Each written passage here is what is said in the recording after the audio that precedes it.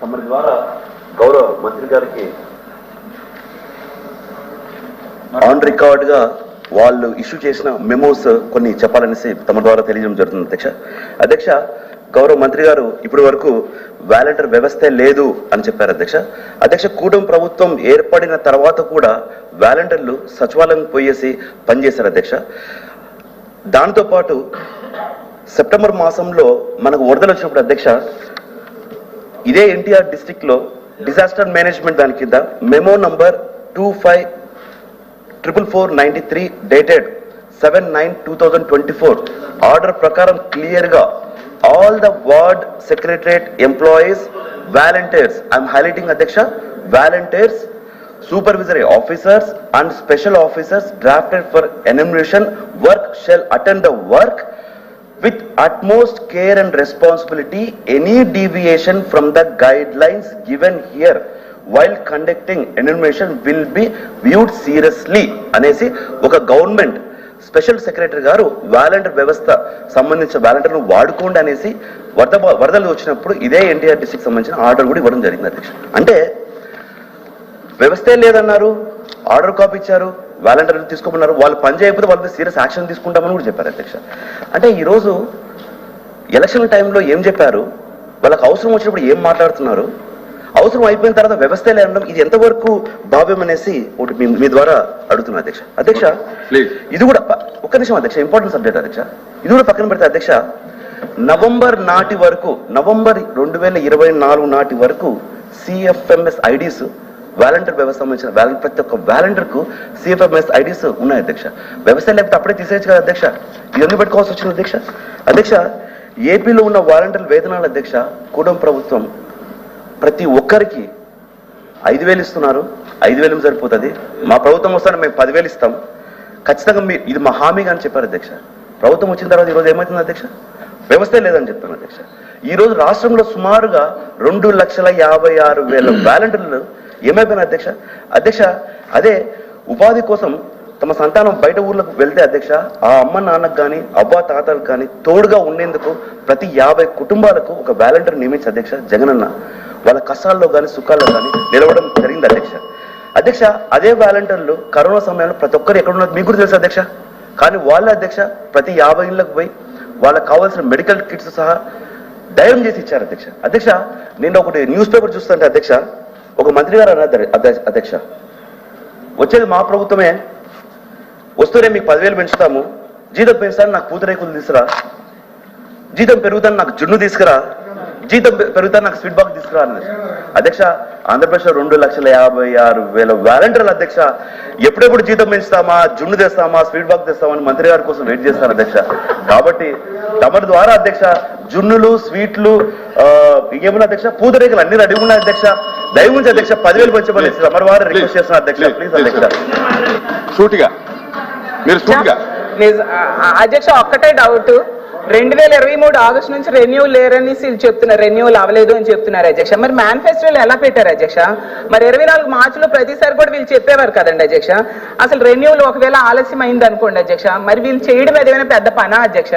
ప్రభుత్వం తలుచుకుంటే 2,60,000 మంది జీవితాలు అధ్యక్ష, ఎంత గవర్నమెంటే అందరూ ఇప్పుడు ఈ కూటమి ప్రభుత్వంలో ఉన్న ప్రతి ఒక్కరు కూడా మీటింగ్స్ లో చెప్పారు, ఇంటింటికి వెళ్ళి చెప్పారు. ఇప్పుడే గౌరవ సభ్యులు చెప్పినట్టుగా మంత్రి గారు అయితే చించినాడ పూతరేకలు ఇవ్వండి జీతం పెంచుతామని చెప్పారు, అలాగే స్వీట్ బాక్సులు తీసుకురండి జీతం పెంచాక మా గవర్నమెంట్ వచ్చాక అన్నారు.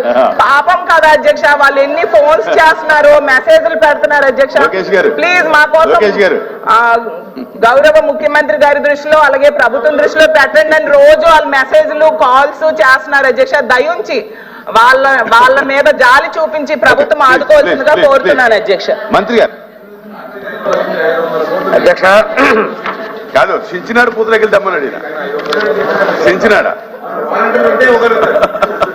కాదు సించినాడు పూతరేకులు దమ్మన్నాడు అధ్యక్ష. గౌరవ సభ్యులు చెప్తా చాలా జీవోస్ కోట్ చేశారు అధ్యక్ష, అవన్నీ వాస్తవమే అధ్యక్ష. ఏమని వాలంటీర్లు తీసుకుంటున్నాం, 50 ఏళ్ళకి పనిచేస్తారు, ఇవన్నీ చెప్పారు అధ్యక్ష. కానీ నిజంగా వీళ్ళకి మొసలి కన్ను కోసం బాగా అలవాటైంది అధ్యక్ష. చిత్తశుద్ధి ఉంటే వాళ్ళకి పెట్టే పేరు వాలంటీర్లు, సేవకులు. ఎందుకు సంవత్సరం రెన్యువల్ చేసుకుంటే పర్మిట్కి ఇచ్చేయకూడదా? ఇవ్వచ్చు కదా అధ్యక్ష, ఇవ్వచ్చు కదా. ఎందుకు ఎవరిని మోసం చేస్తారు? పాము తన గుడ్లు తనే తింటారు అధ్యక్ష, పాము పిల్లలు తింటారు అధ్యక్ష. అది చేసింది. ఇది చూడండి అధ్యక్ష, వాలంటీర్ పోస్ట్ ఇది మన పార్టీకి వారికే కదా. ఆనాడు ఒక మంత్రి గారు చెప్పారు, హోంమంత్రి గారు. ఒక నాయకుడు అధ్యక్ష ఈ మధ్య రాజీనామా చేశారు అధ్యక్ష. సచివాలయ ఉద్యోగాలు కూడా మనలో ఉన్నారు, వాలంటీర్లుగా 90% వైసీపీ కార్యకర్తలే ఉన్నారు. చూడండి అధ్యక్ష, అంటే తల్లి పాము తన పిల్లలను తన చంపుకు తిన్నట్టుగా కార్యకర్తలు మోసం చేసిన వాళ్ళు కాదు అధ్యక్ష. ఇంకా చెప్పాలంటే చాలా ఉన్నాయి అధ్యక్ష వాళ్ళ చరిత్రలు. సైనికుల్లో పనిచేసి జగనన్న రుణం తీసుకుందాం అని చెప్పేసి అంజద్ భాష ఉప ముఖ్యమంత్రి గారు మాట్లాడారు అధ్యక్ష. ఈ రోజు ఒక మంత్రి స్వీట్లు ఇమ్మంటారు, వీటికేం సమాధానం చెప్తారు అధ్యక్ష వాళ్ళు? అధ్యక్ష ఒక ఆయన నీటిపారుదల వదిలేసి నోటిపారుదల చేశాడు ఆయన. ఆయన ఏమంటాడు? వైకాపా కార్యకర్తలే వాలంటీర్లు అంటాడు. ఏంది అధ్యక్ష వీళ్ళు? నిజంగా మీకు ప్రేమ ఉంటే, చిత్తశుద్ధి ఉంటే ఎందుకు పర్మనెంట్ గా వాళ్ళని సేవ తీసుకోలేకపోయారు? అధ్యక్ష నా సమాధానం చెప్పండి అధ్యక్ష. రెండోది అధ్యక్ష, వాళ్ళకి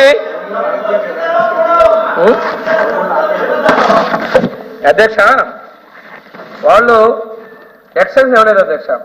2015 ఆగస్టు 19 నుంచి 2020 ఆగస్టు 14వ తేదీ వరకు కూడాను జీవో నంబర్ 104 ద్వారా రెన్యువల్ ఇచ్చారు అధ్యక్ష. 2015 ఆగస్టు 2020 నుంచి జీవో నంబర్ 5 ద్వారా 39/20 ఇచ్చారు అధ్యక్ష. అదేవిధంగా అధ్యక్ష 31/3/22 ఆగస్టు 21 నుండి 22 వరకు ఎక్స్టెన్షన్ ఇచ్చారు అధ్యక్ష. అదేవిధంగా 2022 ఆగస్టు నుంచి 2023 ఆగస్టు వరకు కూడా జీవో నంబర్ 20 ద్వారా సెప్టెంబర్ నెలలో జీవో ఇచ్చారు అధ్యక్ష. కానీ 2023 ఆగస్టు నుంచి 2024 ఆగస్టు వరకు పొడిగిస్తూ ఉత్తర్వులు ఎందుకు ఇవ్వలేదు అధ్యక్ష? చెప్పండి అధ్యక్ష, ఎందుకు ఇవ్వలేదు? సెప్టెంబర్ నెలలో ఇచ్చిన జీవోలు ఈ సంవత్సరం ఎందుకు ఇవ్వలేదు అధ్యక్ష? ఇది జీవోలు అధ్యక్ష, రెన్యువల్స్ లేవు అధ్యక్ష. ప్రతి సంవత్సరం చేసిన వాళ్ళు సెప్టెంబర్ నెలలో ఎందుకు ఇవ్వలేదు? వాళ్ళకి భయపెట్టి పని చేసుకున్నారు అధ్యక్ష. మీరు గెలిస్తే రెన్యువల్ చేస్తామని చెప్పుకున్నారు అధ్యక్షులు, గెలవలేదు పడేశారు. అంటే ఇది వాస్తవం కదా అధ్యక్ష? వాళ్ళు గెలిస్తే రెన్యువల్ చేస్తారంట, గెలవకపోతే పోతారు. వాళ్ళు అన్నారు డిజాస్టర్ అన్నారు. వాలంటీర్లు ఎవరైనా పని చేయమన్నాం, గ్రామ సచివాలయ ఉద్యోగస్తులు పనిచేయమని చెప్పాం.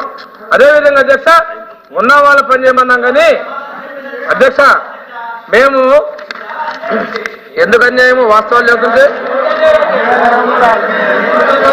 అధ్యక్ష సెప్టెంబర్ 18 అధ్యక్ష, సెప్టెంబర్ 18, 24 సంవత్సరంలో మా ప్రభుత్వం ఈ వాలంటీర్ వ్యవస్థని ఉందేమో ఈ సంవత్సరం రెన్యువల్ చూస్తే అసోట్ అవసరం బయటపడి అధ్యక్ష. క్యాబినెట్కి వచ్చింది అధ్యక్ష, మేము చేద్దాం అనుకున్నాం. కానీ విధుల్లో లేని వాళ్ళని రెన్యువల్ చేయలేము అధ్యక్ష. ఉంటే రెన్యువల్ చేస్తాం, లేని వాళ్ళని రెన్యువల్ చేయలేము. ఇక్కడ అధ్యక్ష మా బీటీ నాయుడు గారు మళ్ళీ కౌన్సిల్ రెన్యువల్ అయ్యాడు అధ్యక్ష, ఎలక్ట్ కాబడ్డాడు. కొత్తగా వచ్చాడు న్యూగా ఎలక్ట్ అయ్యారంట అధ్యక్ష. అప్పటిదాకా ఉన్న వాళ్ళని అయితే రెన్యువల్ చేద్దాం చూసాం అధ్యక్ష. మేము చెప్పిన వాస్తవమే, చూస్తే లేరు అధ్యక్ష. లేని వాళ్ళు ఏ విధంగా కొనసాగిస్తాం? ఉంటే కొనసాగిస్తాం అధ్యక్ష. వీళ్ళు మోసం చేసిన వాస్తవం అధ్యక్ష. ఇంకోటి అధ్యక్ష మీకు తెలుసు అధ్యక్ష, కాలేజీలో కాంట్రాక్ట్ టీచర్స్, అవుట్ సోర్సింగ్ వాళ్ళు, ఏఎన్ఎంస్ వీళ్ళందరికీ కూడా రెన్యువల్ చేసిన తర్వాత శాలరీస్ పేమెంట్ చేశారు అధ్యక్ష. కానీ వీళ్ళేం చేశారు? ప్రభుత్వ ధనాన్ని లేని వాళ్ళు కూడా దోచిపెట్టేశారు అధ్యక్ష. లేని వాళ్ళు కూడా దోచిపెట్టారు అధ్యక్ష. ఈ రోజున నీతులు చెప్తా ఉన్నారు. ఏంది అధ్యక్ష ఇది? హౌస్ ఉంది, బైక్ ఉంది, ఏదో మాట్లాడదాం అని చెప్పి సానుభూతి కోసం.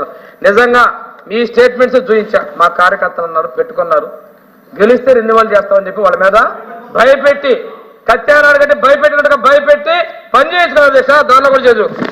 సైనికుల్లో పనిచేసి జగనన్న రుణం తెచ్చుకుందాం అంటే ఇవన్నీ కూడా చిత్తశుద్ధి ఉంటే ఎందుకు 2023 సెప్టెంబర్లో రెన్యువల్ ఇవ్వలేదు?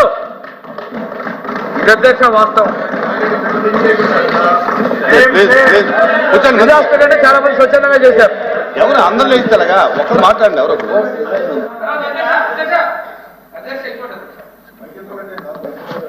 లేని వాళ్ళ అధ్యక్ష, పదవుల్లో లేని వాళ్ళని రాజీనామా చేయమంటారు, పదవుల్లో లేని వాళ్ళని తీసేస్తామంటారు.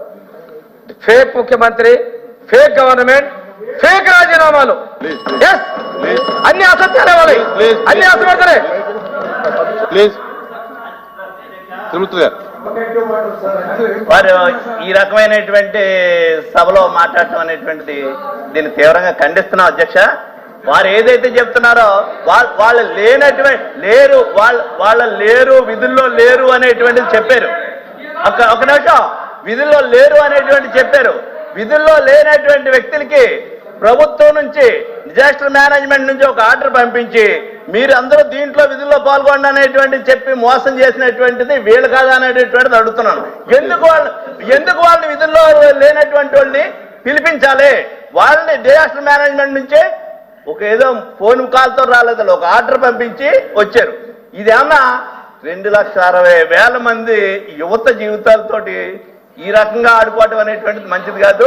పెద్ద మనసు తీసుకుని ఇప్పుడు పోనీ మీరు నియమించారా, మీరు తప్పు చేశారా, మేమే తప్పు చేసాం పునాలని ఏంటిది? 2,60,000 మందికి సమాజంలో ప్రతి వాళ్ళకి సహాయం చేసేటువంటి విధంగా వాళ్ళకే ఇది పర్మనెంట్ ఉద్యోగం కాకపోవచ్చు, కానీ ఆ అనుభవం అనేటువంటిది వాళ్ళ జీవితంలో ప్రభుత్వాలు ఎలా పనిచేస్తున్నాయి, పేద ప్రజలకు ఉన్నటువంటి సమస్యలు ఏమున్నాయి, అనేక విషయాల గురించి వాళ్ళకు అనుభవం వచ్చేటువంటి దానికి నిరంతరం పనిచేసినటువంటి వ్యక్తులు. అటువంటి వాళ్ళని మీరు ఈ రోజు 10,000 రూపాయలు చేస్తాం మా ప్రభుత్వం అడిగేదండి చెప్పండి. అదే చెప్తున్నాను, 10,000 రూపాయలు చేస్తాం అన్నారు. వాళ్ళు ఉంచినట్ట తీసేస్తుంటే వాళ్ళ సేవలు ఎందుకు ఉపయోగించుకోవాలి? డిజాస్టర్ మేనేజ్మెంట్ నుంచి జీవో ఇచ్చనేటువంటి దాని మీద సమాధానం చెప్పాలని అడుగుతున్నారు. అయిపోయింది కదా. సూటి గారు అధ్యక్ష, గౌరవ మంత్రి గారు ఇందాక సమాధానం చెప్తూ వాలంటీర్ ఉంటే పని చేయమని చెప్పేసి ఆర్డర్లు పెట్టామని చెప్పారు. వాలంటీర్ వ్యవస్థ లేనప్పుడు ఈ ఆర్డర్లో పేరు పెట్టాల్సిన అవసరం లేదు అధ్యక్ష. అది కూడా పక్కన పెడతా అధ్యక్ష. ఒకవేళ నిజంగా ఆలస్యం అయితే రెన్యువల్ ఆలస్యం అయితే వాళ్ళు రాటిఫికేషన్ చేసి మన క్యాబినెట్ లో పెట్టి అప్రూవల్ చేసి చేసుకోవచ్చు, పెద్ద విషయం కాదు అధ్యక్ష. వాళ్లకు చెప్పాము, గెలిచాము, అయిపోయింది, వాళ్ళకి అవసరం లేదని చెప్పడం వల్ల ఒకసారి ఒప్పుకుంటే అయిపోతుంది అధ్యక్ష. మంత్రి గారు. అధ్యక్ష, ఒక ఆపద వచ్చింది అధ్యక్ష. ఆపద వచ్చింది, నోటిఫికేషన్ వచ్చింది. 6 నెలలు ఏం చేస్తున్నారు? ఆపద వచ్చింది, ఒక ప్రమాదం వచ్చింది అధ్యక్ష, విపత్తు వచ్చింది.